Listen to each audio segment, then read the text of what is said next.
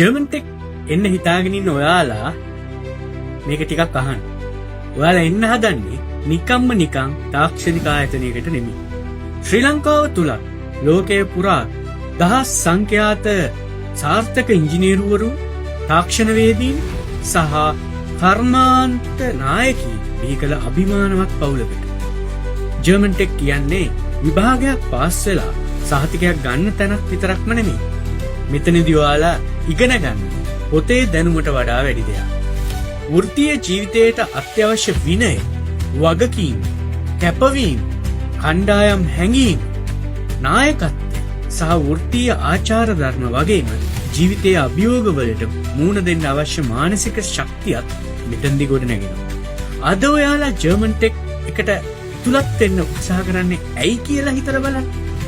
ඒ තමයි මේ ආයතනෙන් බිහි වුණු පරම්පරා ගණනාවක් ලෝකේ පුරා ගිහින් තමන්ගේ දක්ෂතා, නිපුණතා සහ වෘත්තීය වටිනාකම් ඔප්පු කරලා තියෙන නිසා. ඒ නිසා ජර්මන් ටෙක් එකට ඇතුළත් වීම කියන්නේ අවස්ථාවක් විතරක් නෙමෙයි.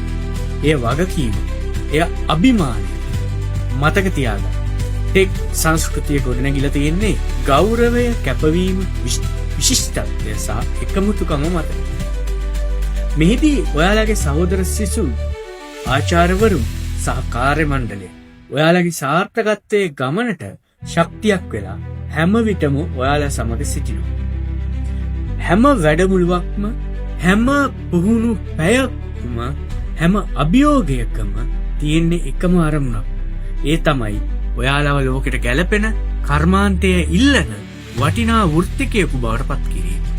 අද ඔබ ශිෂ්‍යයෙකු ලෙස මේ ගමන ආරම්භ කළත් හෙට ඔබ කර්මාන්තයේ වෙනසක් ඇති කරන නායකයෙකු විය හැකියි.